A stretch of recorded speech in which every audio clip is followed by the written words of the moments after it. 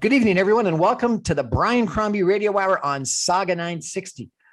You know, one of the words that is sort of in these days, I'm not sure exactly why, but I want to find out more about why, is empathy.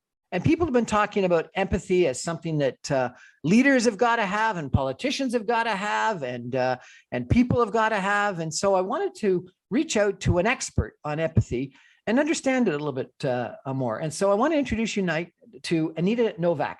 She is an award-winning educator at McGill University who has spent the past decade studying how to leverage empathy for personal, organizational, and social change. Wow. Anita, you teach leadership and ethics in management and social entrepreneurship and innovation at McGill University's business school? Yes, I do. Tell me about that. That's got to be a bit of a challenge. Well, we're back in class. How do you teach empathy to aggressive business people? Yeah, I'm a little bit of an oddball in the Faculty of Management, but students really self-select into these courses, and they're craving it. They want to think about the world of business from a different paradigm. So they're interested in social entrepreneurship. They're interested in social innovation. How can we create businesses that have a social impact and are looking at a triple bottom line? I teach leadership, but always through the lens of how can we become better empathic leaders.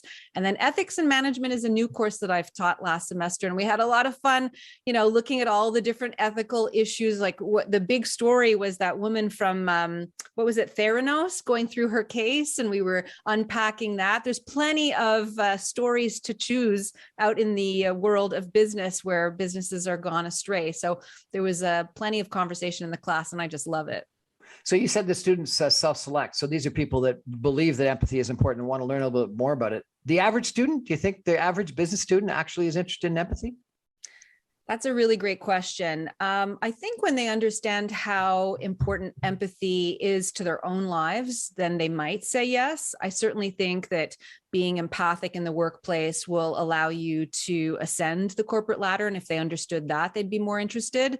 The students that I'm talking to in my classes are really interested in social justice and making the world a better place. So they understand kind of inherently how important empathy is.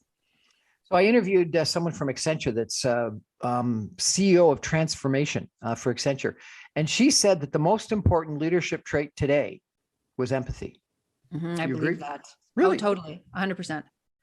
Yeah. And we've just lived through, if you think about what the backdrop of 2020 and 2021 has been, we've seen like a racial reckoning, Indigenous reconciliation in Canada in a big way. COVID obviously has been, across the board. Everyone is feeling chronic stress and chronic anxiety, and everybody's sort of in this kind of heightened political kind of what's going on and where's the world going.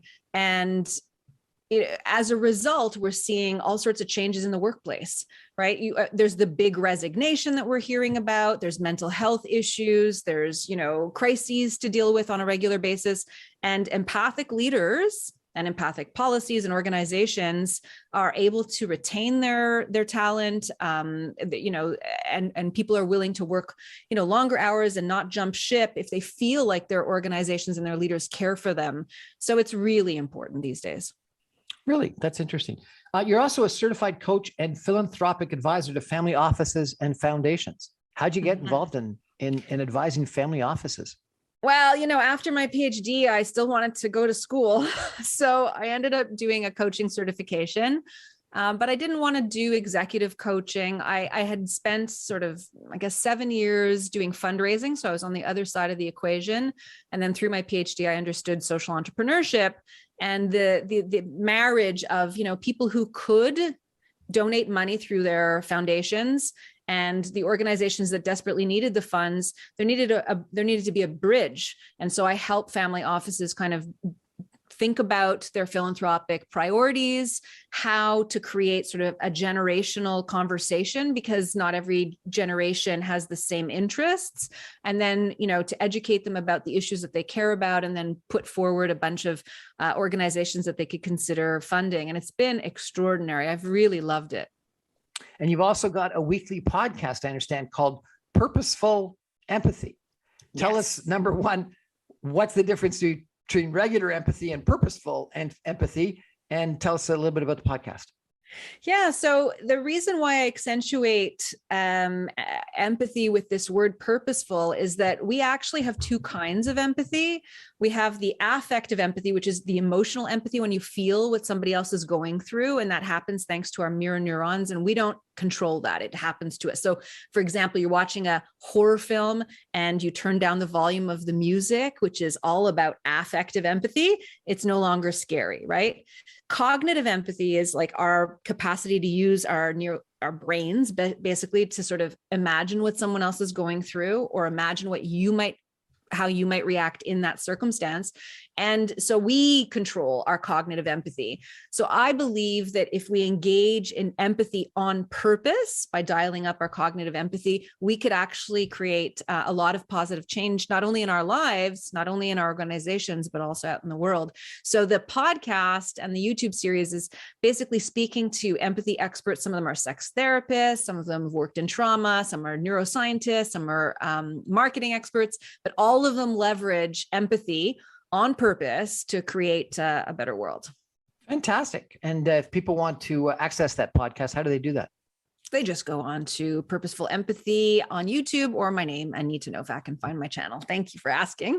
Fantastic. Well, this is going to be an interesting conversation. We're going to take a break for some messages and come back more with Anita. And we're going to talk a little bit about her definition of empathy. And she's going to sort of walk through a description of empathy, and what we do with it, and why it's so critically important, and how it's a trait that really not all animals have. I heard this one description that we are one of the only animals that have something called mirror neurons, and that's got something to do with empathy. So I look forward to hearing a bigger and more in-depth description of empathy after the break. Stay with us, everybody.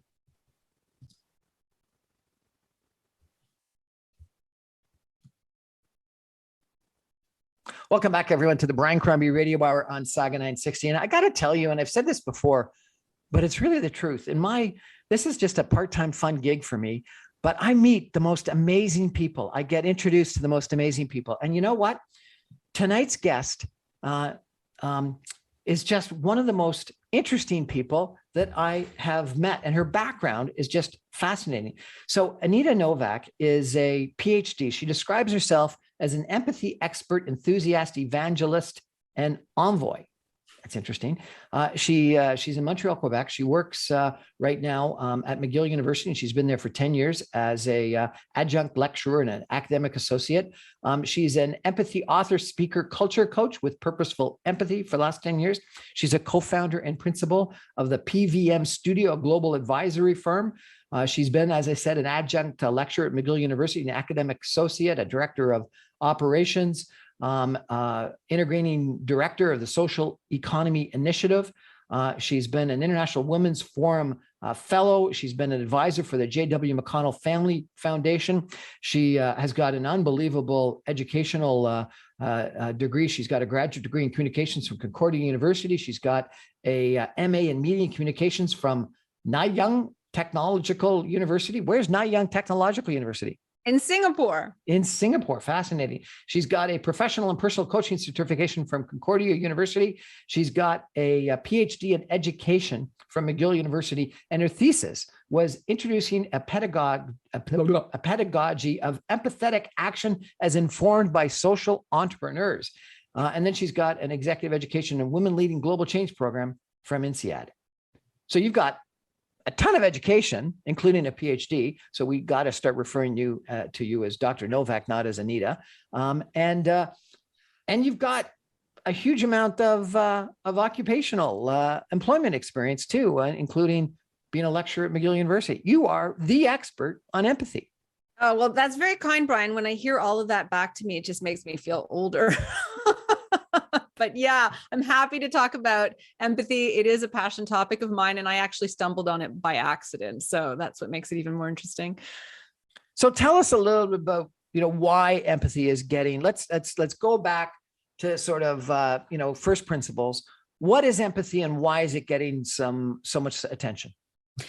Yeah, so I really do think it's worth sharing what empathy is all about, because it's a word that gets thrown around a lot, and it's treated synonymously with other words like pity and sympathy and compassion, but they really mean different things. And I won't get into the etymology of it, but I kind of put them on a continuum. So, on one side is pity, sympathy, and then compassion and one type of empathy are similar. And I'll talk about that in a sec. But like on the pity side of things, there's definitely and absolutely a power differential, a power asymmetry embedded in the relationship. When you pity someone, you look down on them. Oh, you poor person, right? So a lot of foreign aid or a lot of philanthropy could be predicated on this very paternalistic pity paradigm. But as you make your way across the continuum to empathy, I think there's a lot of power in empathy. And it's a very beautiful kind of emotion and trait, I think second only to love, to be honest, where you recognize a shared humanity. So my definition of empathy, it's the innate trait that unites us in our common humanity, with an important caveat, and that is that we don't deny or discount lived experience. So even though you and I are both humans, and so we know what it means to be a human, and we can experience the joy and the love and the hardship of what it means to be human, I can't actually really know what your lived experience is on a day-to-day basis. So we share a common humanity. That's what allows us to empathize, but we don't know exactly what someone's going through. So that's a sort of working definition of empathy I use. But another really important part to know about empathy is that it's made up of these two aspects that I mentioned before the break. And I have a couple of slides that I want to show you and the viewing audience, but I'm also going to talk it through for anybody who's listening, is that here we've got a picture of this absolutely radiant child smiling. I mean, like ear to ear, right? She's about, 5 years old. And when you're looking at this image, what's happening to your face is that your cheekbones are also going to start to lift, and you're just going to be in this emotional resonance with the child. Now, if we switch the stimulus, and now all of a sudden I've got this picture of a child who is in full-blown meltdown, crying, tears streaming down her face. You can just see the way her mouth is open, that she's just not happy. And your face, watching her, looking at her, can't stay in this like little joyful state that you were in just 2 seconds ago. You're going to be in an emotional resonance again, where your facial expression will change. And that's thanks to our mirror neurons. So this, there was a discovery of mirror neurons in Parma, Italy, some 20 years ago, and they realized that our brains light up whether or not we're actually experiencing something ourselves or watching somebody experience something in the same way. And so this mirror neuron capacity that we have is what sort of instigates our emotional or affective empathy.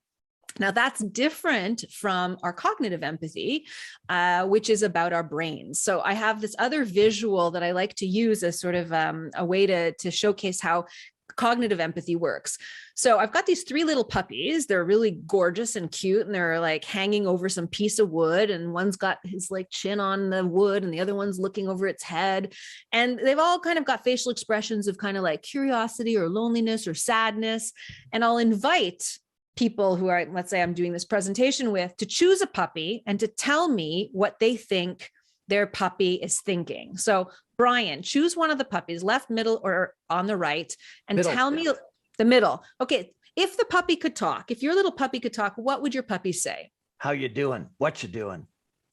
You see, that's so interesting. So you're like, there's a curiosity factor for you. I could ask 10 other people to analyze the facial expressions and the eye gaze of this puppy, and they might come up with like, oh God, I'm so bored, not again. And so the point that on the right. That's the one on the right. Exactly. So the reason I use this little experiment is that even incredibly intelligent people will look at the same stimulus and really just discern it differently. So cognitive empathy is not a science. We don't always get it right. It's based on our moods and our own perceptions and lived experiences, but we can become more empathic with practice. And so, I very often say, just like you go to the gym and you do bicep curls and you pump up your muscle, our neuroplasticity allows us to become more empathic with practice the same way, whether we think empathic thoughts or whether we engage in empathic behavior. And I found that very kind of hopeful, that we can become more empathic with practice, because when we're born, our neural connections are not very dense because we haven't lived very much of our lives yet. So we're, as we go through life and experience different things in our household, all of a sudden our neural connections get formed. And the more often we experience something, the thicker that neural connection will be. And then those synaptic connections join as well. So I often say, if you're raised in a family where there's a lot of strife or stress or condemnation or worse, your neural connections are going to be created in an entirely different way than if you're raised in a family where there's lots of nurturing and modeling of empathic behavior and kindness. Now, you might say, okay, well, depending on those two circumstances, we'll grow up to be either more or less empathic. And that might be true, but it doesn't have to be the case necessarily. Because of our neuroplasticity, we can overcome sort of our neural connections and become more empathic by practicing it. And when I learned about this, and I started to understand the neuroscience of empathy better, I started to do all sorts of experiments. And do I have time to share a little story? Sure, for sure. Okay. But let me ask you a question, if I could, first of all. Yeah. The way that this sort of spectrum was suggested to me at one point in time was that pity and sympathy are something you see, and empathy is something that you feel, and compassion is something that you do. So that you can have sympathy. You see a homeless person, you can have pity and sympathy for them and just walk on by, and you say that's too bad that they're homeless. And empathy, you feel bad. You feel internally, like the mirror neuron that you described, you feel bad that they feel that they're homeless, that they feel bad, but still, you don't necessarily have to do anything. But with compassion, you can't have compassion without actually doing something. And so therefore, compassion is putting empathy to work, and compassion is the verb.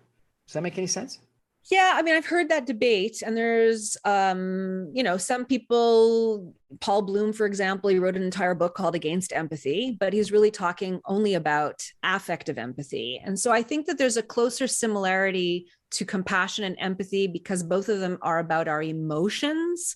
But where I think the power lies is that we actually can take this imaginative leap of faith, do what's called perspective taking, where you imagine what someone else is going through. And that provides a lot of power because then, in a lot of Buddhist traditions, compassion is about feeling what someone might be feeling from a place of suffering and wanting to ameliorate their place of suffering. So I understand this is sort of like this action orientation to some descriptions of compassion, but I find that empathy actually, in a way, trumps compassion because we can turn it on or off. So if we decide to become more empathic on a personal level or on an aggregate level, like as a society, that we can do that. Whereas compassion is something that is in response to stimulus, whereas empathy has this proactive capacity embedded in it. So how do you become more empathetic? How do you practice and strengthen your empathetic muscle?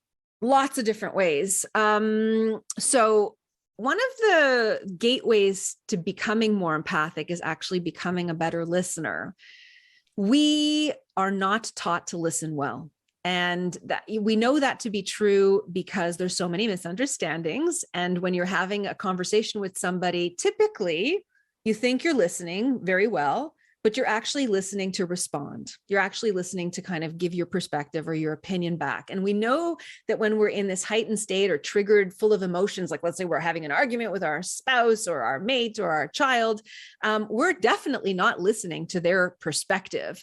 So the habit of actually becoming an active listener is a practice that's worthwhile taking on for real. So we can do this together. I can share something with you and you could reflect it back to me. Almost, it doesn't have to be verbatim, but in the spirit of what I said. And then I feel heard. And then I'll say something again, and you'll reflect it back and I'll feel heard. And we could share the roles and go back and forth together in this kind of empathic listening embrace. And we become better at listening. So that's one way.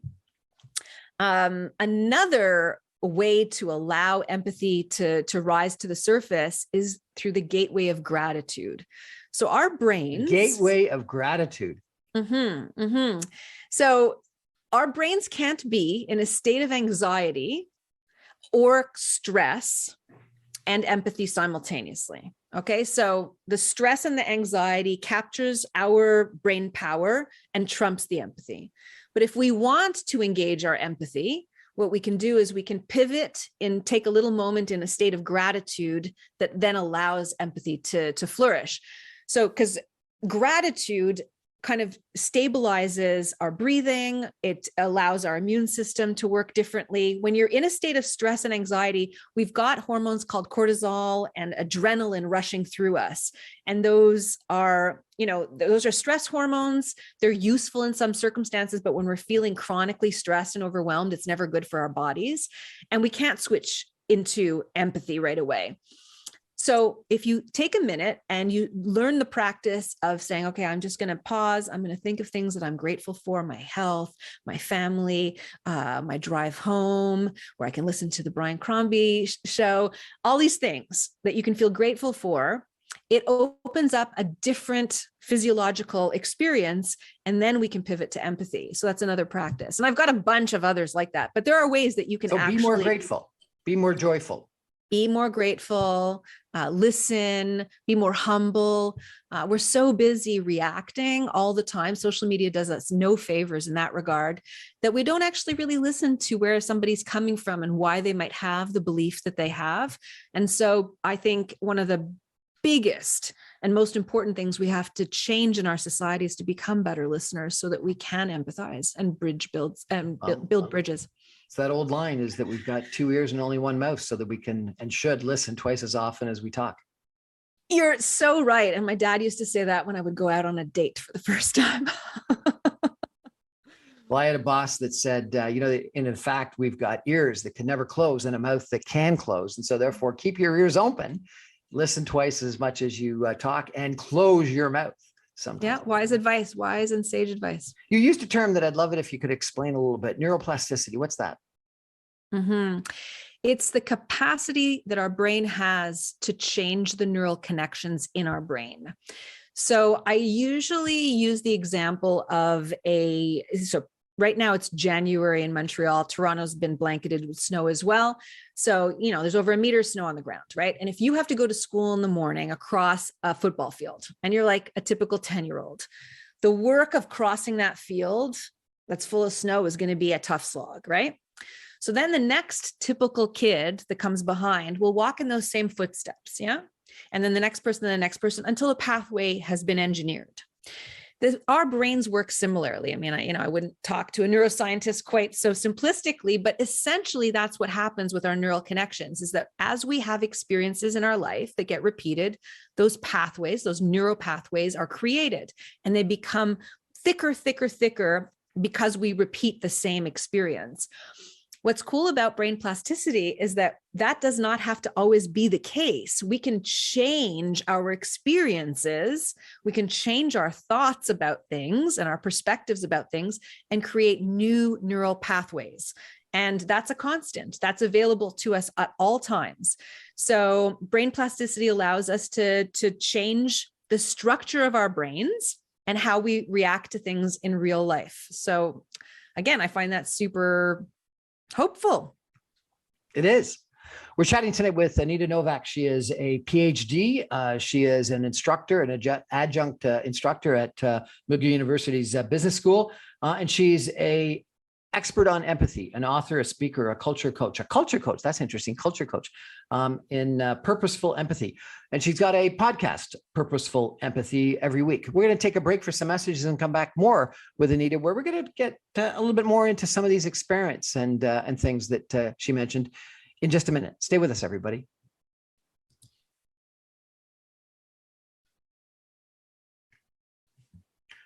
Welcome back, everyone, to the Brian Crombie Radio Hour on Saga 960. I'm having a very empathetic evening chatting with Dr. Anita Nowak. She is a PhD in empathy. She teaches leadership, ethics, and management and social entrepreneurship and innovation at McGill University's business school.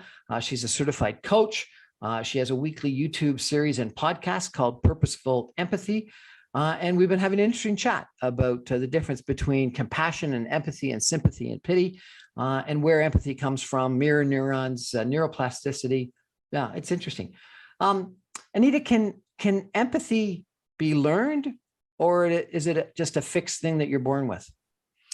Absolutely. You can definitely become more empathic if you decide that you want to practice empathy and put it into practice.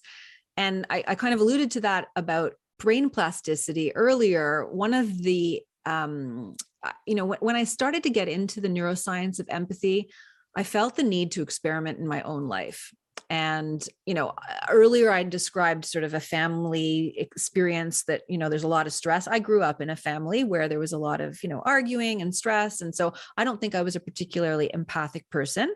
I was kind of, strong and strong-willed and stubborn and could one up somebody easily in a circumstance where there was, like, let's say, customer service agent that wasn't meeting my needs. I could, sort of call them out on that. And as I started to do the research about empathy, I started to practice it and put it into practice. So for example, I guess more than 10 years ago, I remember being at a FedEx store at Place Ville-Marie in downtown Montreal. And it was the holiday season. We were in a long queue. And this was before social media and before phones. So there was nothing to distract me. I was just like bored in the line, like everyone else, trying to send a package. I get to the counter and the woman who greets me is rude. And I mean, rude, so unnecessarily rude. And my reflex was like to call her out on that. And I decided really in an instant, okay, here's a moment to practice empathy. So I took a breath and I remember looking at her and I said, "Are you okay?" And there was this pregnant pause where she was trying to discern if I was being sarcastic with her or if I was being earnest. And when she realized I was being earnest, she burst into tears. And she said, "My son's at home with a fever. I'm getting sick. I've worked double shifts for 2 weeks. I haven't had lunch break and it's 3 p.m. I am exhausted." And it was like, I got goosebumps, even though I've told that story so many times. In that moment, her humanity was so available. And we were in this like empathic embrace together. I remember getting her like a little mint tea at the food court and coming back to see her. And she switched gears completely. She did a phenomenal job sending my package with great customer care, but she just had that moment to kind of be heard and seen as a human being. And so I started to do all sorts of empathy experiments after that. And it became such a pleasurable thing to do that there's this like win-win. When you are more empathic and you practice empathy, you feel better. You're rewarded, physiologically rewarded for that experience. And so it's become a practice. And so with lived experience, I think I have become a more empathic person. I'm certainly not perfectly empathic. I'm really still a work in progress. And I think that's a really important thing to say, is that as much as we may want to aspire to be more empathic, like we also have to cut ourselves some slack sometimes, but we can be if we want to. Are you married? Yes, I am. Has your empathy changed your marriage relationship? Absolutely. If I think about my relationship since I've done my PhD and other relationships I was in the past, I was, busy with an agenda trying to make my position known. And I think that now I still want my feelings to be heard. I still want, to make my case if there's a discussion, but I think I have much more access to listening between the lines and trying to really understand the context that my husband is from. And I absolutely see it with my daughter. Like I absolutely know when she's angry, sometimes she'll stomp. And, if let's say I'm in a rush in the morning, I'll be like, "Hey, we got to go. Like, I don't have time for this like stomping stuff." And I realized that if I take the little extra time to like actually kneel down and be at eye level with her and say, "You're frustrated, right? Do you want mommy to give you a hug?" And she'll let me hug her, and then she'll feel comforted, and then we can run out the door. And so I find that there's little tricks. Empathy serves you in lots of ways. Can you have too much empathy? Can there be too much empathy? 100%. 100%, 100%. It's known as compassion fatigue or sometimes secondary trauma. A lot of people in the healing profession. So think of, all the nurses and frontline care workers that have been working through COVID, like they're exhausted. But psychologists and teachers and just lay people who are really extending empathy on a regular basis and tending to other people's needs, there's a limit to that. And so, the metaphor is the oxygen mask comes down in a plane. You should put it on your face first and then put it on your neighbor. Same thing goes for empathy. We have to take care of ourselves so that we can be there for other people. And a good way to replenish your empathy batteries is to be in nature. In Japan, they call it forest bathing. I don't know the Japanese term for it, but just being outside helps heal us. But there's a lot of other things, taking a bath or journaling. So, people listen to music. There's a lot of different ways that we can recharge our energy, but it's so important to do. And as a sort of like PSA to your general audience, we don't recognize right now how much of a heavy burden these last couple of years have been on us personally and aggregately. And we definitely need a healing dose of self-compassion. We're just doing the best that we can under really tough circumstances. So we have to be empathetic to ourselves. Yes, we do. Yes, we do. So if empathy is so important and more important today, and you think it's something that leaders need to have, how do you go and educate, coach leaders, organizations, teams such that they are more empathetic? Yeah, I don't think you can learn to become a more empathic organization with like a 90-minute webinar, although I do lots of those. I had an experience, I guess, that's worth sharing. I was in Tbilisi, Georgia, which is actually where my husband is from. And someone found out that there was like an empathy expert in the city. And I was invited to a med school. I met with the rector and a couple of the leadership team. They wanted to make their curriculum more empathic. They wanted their doctors to graduate with more empathy. And I thought that was a beautiful idea. I met with them. I was totally excited to work with them. My background is in pedagogy. That's what my PhD is in.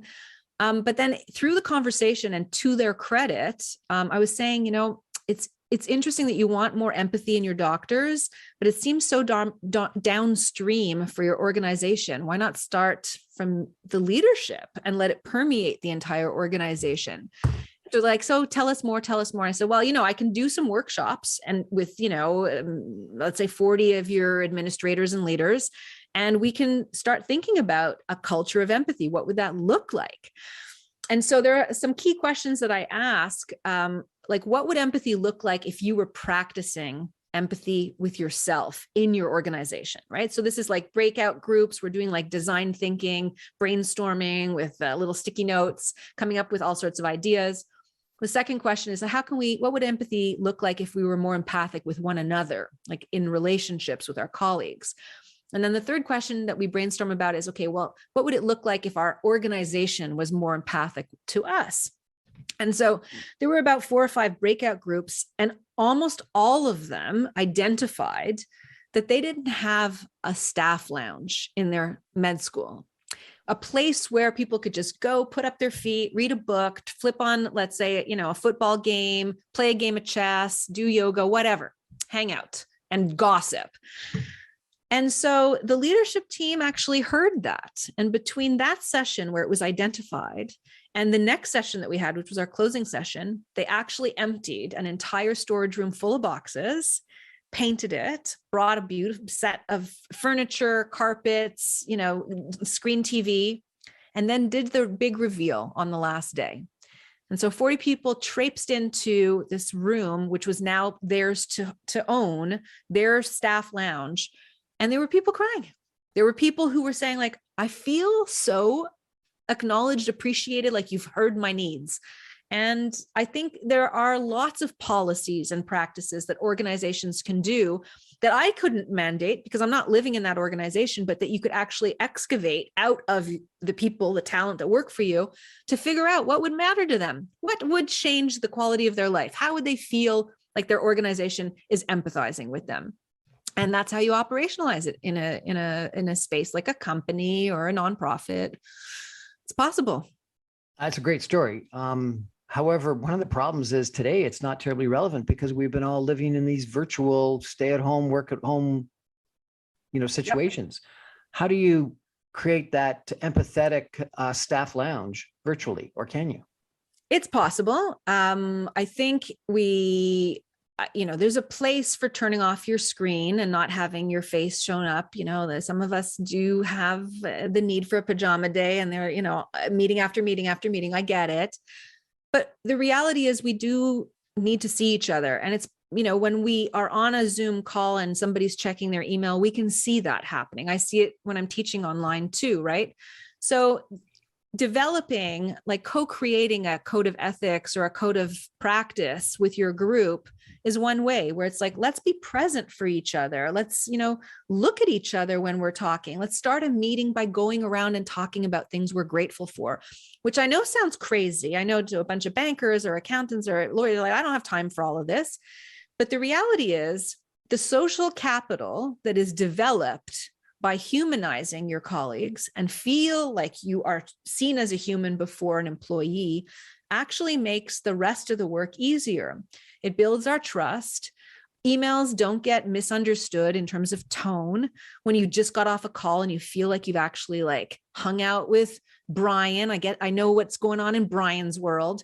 So I think we have to really find space to give each other permission to be humans before colleagues.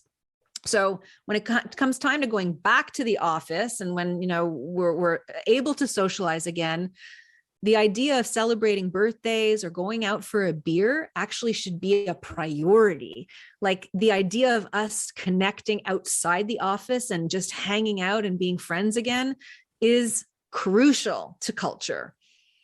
Use the term social capital. What do you mean by that? So I think I read a book called Culture Code where they talk about Pixar, which is one of the most successful companies, because they have I don't know how many Oscar winning, or maybe it's not Oscar winning. I think it's maybe in ticket sales, but they are a very, very successful company by the old fashioned KPI metrics. And so the author of the book was studying their culture, and they realized that they sit in proximity with each other. Now, I know that COVID kind of changes that, but he talked about social capital that gets built up when people just chit chat. The idea of that water fountain or a water cooler or coffee, lounge is critical. It's not wasted time. It allows people to get to know each other and trust each other so that the rest of the work gets easier. And there's not all this opportunity for misunderstanding, miscommunication, assuming the worst of people, and without all those power dynamics. So we're social beings, the not so much paleontologists, but the people who have studied the evolution of humankind have, once upon a time, 20, 30,000 years ago, we were not the only large-brained mammals on the planet, okay? Homo sapiens were one of maybe 4 or 5 others. And the reason why we survived and continue to thrive as a species is partly due to our empathic proclivity.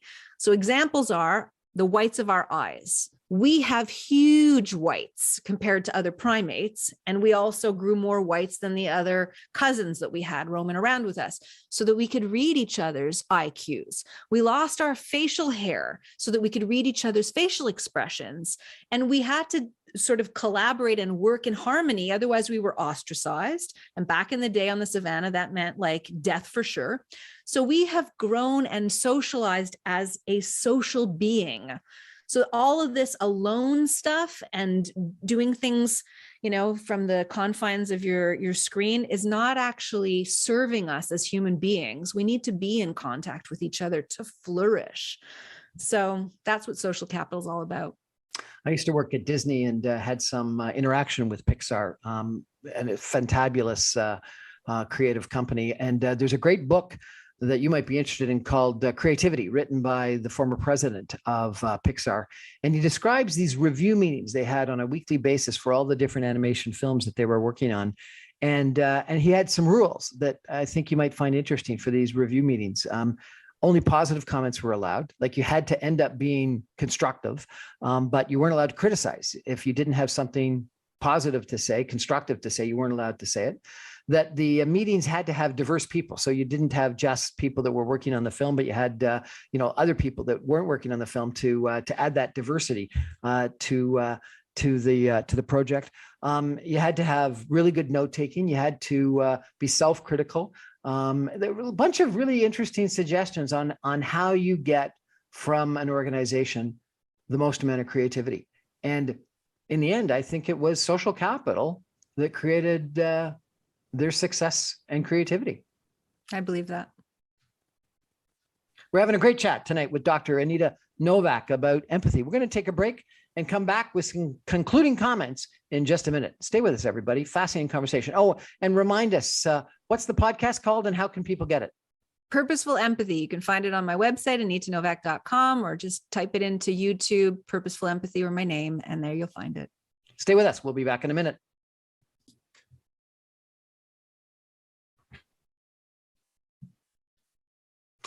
Welcome back, everyone, to the Brian Crombie Radio Hour on Saga 960. I'm having a really enjoyable time tonight chatting with Dr. Anita Nowak. She is an adjunct lecturer at McGill University School of Business, and she teaches in leadership, ethics and management, and social entrepreneurship and innovation. She is an award-winning educator, and she's a coach, and she's an expert on empathy. Anita, I wonder, are there any practices that you can recommend that to help people to actually sort of be empathetic in their day-to-day life? I've got a good one for you, Brian, and everyone can do it. You just need a partner. So you can, with your, I don't know if you have a sibling or maybe your mom, maybe you're a relationship partner, or a family member, friend, doesn't matter. Do some eye gazing. This is how you do it. You take your phone, you put on a timer for 30 seconds, you sit comfortably facing each other, and you just look into each other's eyes for 30 seconds. And it's very uncomfortable, it requires a lot of vulnerability initially, and you might giggle. And when the timer goes off, maybe you could kind of shake it off a bit. And then you put your timer on again for 90 seconds. And what happens in that 90 seconds is that you'll actually start to communicate without any language at all. And you'll really see the person and you'll feel seen. And so much happens in that 90 seconds. I do this every semester with my students, and it's uncomfortable. And, people don't want to do this eye gazing exercise because it's so weird and, we don't have practice with it. But researchers who use this eye gazing exercise have studied how the outcome of a conversation or a decision that needs to be made is improved between couples that actually eye gaze first versus those who don't. So if you want to practice your empathy, do some eye gazing and see what opens up for you. Can you do eye gazing virtually, or do you have to do it real in life, face to face? It is possible. There's a little veneer that gets lost because I'm not looking at you by looking at the screen. I'm looking at you from another position, right? So I'm looking at you right now. So a little bit gets lost, but it is possible. It's better than nothing. Okay. And you also had mentioned something about listening and empathy circles. What are they? Yeah, that goes back to the practice of becoming a better listener. So if you tell me a story, instead of, sharing your opinion about it or suggesting a solution to the problem, reflect back what you heard. And initially it may feel kind of mechanical, where it's like you're using almost the same words and reflecting back. But the person who hears their words from someone else really feels heard. And then that empathy is really, it's present, it's palpable. So practice listening by reflecting back what you hear. Let me ask you a final question, if I could. And I don't want the political answer. I want sort of the personal answer, if I could. But, it seems surprising to me, this whole description that you've made about how important empathy is in leaders. And yet, in the last little while, we've had authoritarians in a lot of political positions, whether it be Donald Trump or Putin or, even Boris Johnson in the UK. We've had a bunch of what people would have typically thought of as sort of authoritarian figures. And then again, I don't necessarily agree or want you to agree or disagree with the politics, but then you've got Justin Trudeau, Prime Minister Justin Trudeau, that some people think of as empathetic, and he almost gets described as feminine, and that's weakness. So tell me, why, if empathy in leadership is so important, do we seem to be attracted around the world to authoritarian figures and dismiss the empathetic figures? Yeah, I don't think so much we dismiss them. Like if I think of New Zealand, and I'll get to her, Jacinda is a good example of an empathic leader. I think the reason why authoritarian leaders are so popular these days is that our society, and a large part media, is bringing up our fear. So we're reacting based on fear, and we want sort of things to be secure, and we want things to be safe, and things the way we know them to be. So there's like a security. And that kind of speaks to what I was saying earlier, that when our brains are in a state of stress or anxiety, we can't empathize. So authoritarian figures are like exciting to us because we feel safer as they talk to us. But if you think about Jacinda, the example after her, the domestic terrorist attack, she went out regularly and spoke with giant empathy, and people were so grateful for that show of character. So I think we as humans also aspire to the better versions of ourselves. And if there were more examples of empathic leaders available to us that could show that, mirror it back to us, I think we would have them in power too. Dr. Anita Nowak, I wish I had you as a professor at business school. It would have been fascinating. Thank you so much for joining us tonight. Thank you very much for sharing your thoughts on empathy. Tell us again, if we want to check you out, what website do we go to? And if we want to check out your podcast, how do we get it? Anita Nowak, NOWAK.com, or Purposeful Empathy. You'll find me online. Thank you so much. I'm on all the socials, and I really, really did appreciate this time with you, Brian. Well, that's our show for tonight, everyone. Thank you. I'm being grateful here for joining us all. I appreciate the time that you spend. I'm on every Monday through Friday at 6 o'clock on 960 AM. You can stream me online from anywhere in the world, including Montreal, at www.saga960am.ca. All my podcasts and video casts are available on briancrombie.com, on YouTube, on Facebook, on Instagram, on LinkedIn, and the podcasts are on Apple, Audible, and Speakeasy Podcasts. Thanks so much for joining us. I think we should all take one of Anita's suggestions, and right now think of something that we're grateful for. And I got to tell you, I'm really grateful for the person that introduced me to Anita, because they made a great connection, and I'm very hopeful that Dr. Anita Nowak, we have another conversation in the future, and I've really appreciated tonight. Good night, everybody. Thanks, Anita.